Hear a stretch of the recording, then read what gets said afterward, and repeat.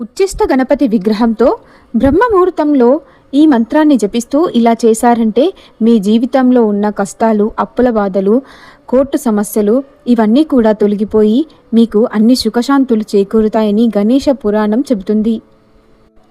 ఉచ్చిష్ట గణపతి ఆరాధనను తాంత్రిక సాంప్రదాయంలో శక్తివంతమైన సాధనగా భావిస్తారు. ఈ పూజలో భక్తి, ఏకాగ్రత, నియమాలతో కూడినటువంటి పూజను ఆచరిస్తారు.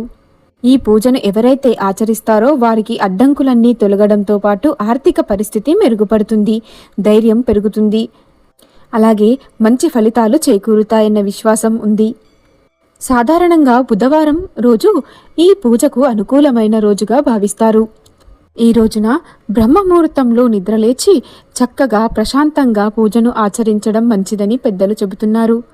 పూజకు ఉచ్చిష్ట గణపతి విగ్రహం లేదా చిత్రపటం, అదేవిధంగా ఎరుపు రంగు వస్త్రం, పసుపు, కుంకుమ, ఎర్రటి పువ్వులు, అదేవిధంగా కొబ్బరికాయ, ఉడికించిన అన్నం లేదా పరమాన్నం, అదేవిధంగా పండ్లను నైవేద్యంగా పెట్టవచ్చు.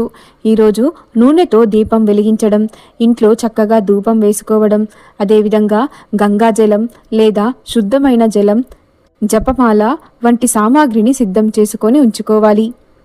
ముందుగా పూజ గదిని చక్కగా శుభ్రం చేసుకోవాలి. జలంతో చక్కగా పవిత్రం చేసి దానిపై చక్కగా పీటను వేసుకొని ఆ పీట పైన ఎరుపు రంగు వస్త్రాన్ని పరిచి దానిపై గణపతి యంత్రాన్ని లేదా చిన్న మండపం లాగా వేసుకొని ఆ మండపంలో ఆ గణపతి యొక్క విగ్రహాన్ని ప్రతిష్టాపన చేసుకోవాలి. లేదా చిత్రపటాన్నైనా కానీ మనం అక్కడ ప్రతిష్టాపన చేసుకోవాలి. ఆ తరువాత పసుపు కుంకుమలతో చక్కగా అర్చించి ఎరుపు రంగు పుష్పాలతో ఆ స్వామివారిని చక్కగా అలంకరించుకొని ఇంటి మొత్తానికి చక్కగా ధూపం వేసుకోవాలి.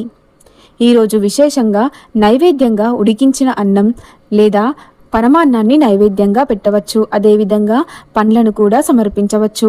ఈరోజు కొబ్బరికాయను కొట్టడం చాలా మంచి ఫలితాన్ని చేకూరుస్తుంది. చక్కగా ఆ స్వామివారిని స్మరించుకుంటూ మీ చేతిలో చక్కగా అక్షింతలను తీసుకొని మీ కోరికను చెప్పుకొని ఆ స్వామివారికి ఆ అక్షింతలను సమర్పించండి. ఈ విధంగా ప్రశాంతంగా ఏకాగ్రతతో ఈ పూజను ఆచరించిన తరువాత ఈ పూజ అనంతరం భక్తితో ఈ మంత్రాన్ని జపించండి. ఇక అన్ని శుభాలు చేకూరుతాయి. ఆ మంత్రం ఏమిటంటే ఓం శ్రీం గ్రోం గ్రం గణపతయే వరద స్వజమన్యే మానయ స్వాహ అనే మంత్రాన్ని 108 సార్లు జపించవచ్చు. జపం చేసే సమయంలో మనసును పూర్తిగా ఆ గణపతి పైన కేంద్రీకరించి ఆ మంత్రాన్ని జపించాలి. జీవితంలో ఉన్న అప్పుల సమస్యలు, మీకున్న అడ్డంకులు, కోర్టు సంబంధిత విషయాలలో కానీ, ధనవృద్ధి కానీ, ఇంట్లో సమస్యలు కానీ వీటన్నింటికి చక్కటి ఫలితం అనేది చేకూరుతుంది. కోరికలను మానసికంగా ప్రార్థించాలి. పూజ ముగింపు సమయంలో ఎంతసేపు ధ్యాన స్థితిలో కూర్చొని ప్రార్థన ఫలించాలని ఆ గణపతిని మనస్ఫూర్తిగా వేడుకోవాలి. అదేవిధంగా దీపం సహజంగా ఆరే వరకు ప్రశాంతంగా ఉండడం మంచిదని భావిస్తారు. నైవేద్యాన్ని కుటుంబ సభ్యులు అందరూ ప్రసాదంగా స్వీకరించాలి. అదేవిధంగా ఈరోజు పూజలో ముఖ్యంగా పాటించవలసినటువంటి విషయాలు మౌనం, ఏకాగ్రత, పరిశుభ్రత. మధ్యలో ఫోన్ లేదా ఇతర దృష్టిపై మనది దృష్టి అనేది పడకుండా ఏకాగ్రతగా పూజను ఆచరించాలి. అప్పుడే మంచి ఫలితం అనేది చేకూరుతుంది. ఒకేసారి అనేక రకాల కోరికలను కోరే కన్నా ముఖ్యమైన సంకల్పాన్ని దృష్టి పెట్టి ఆ పూజను ఆచరిస్తే మీకు చక్కటి ఫలితం అనేది చేకూరుతుంది.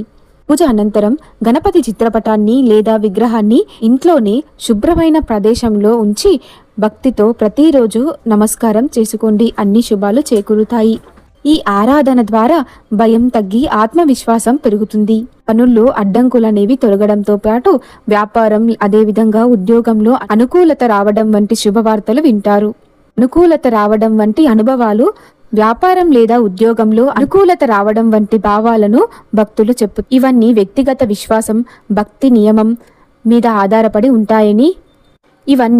వ్యక్తిగత విశ్వాసం, భక్తి నియమం మీద ఆధారపడి ఉంటాయని గుర్తుంచుకోవాలి. ఎవరైతే భక్తి శ్రద్ధలతో ఈ పూజను ఆచరిస్తారో వారికి చక్కటి ఫలితాలు చేకూరుతాయి. ఆ గణేశుని యొక్క అనుగ్రహం ప్రాప్తిస్తుంది. తెలుసుకున్నారు కదా. మరిన్ని ఆధ్యాత్మికకరమైనటువంటి విషయాల కోసం మన ఛానల్ను లైక్ చేయండి, షేర్ చేయండి, సబ్స్క్రైబ్ చేసుకోవడం మర్చిపోకండి.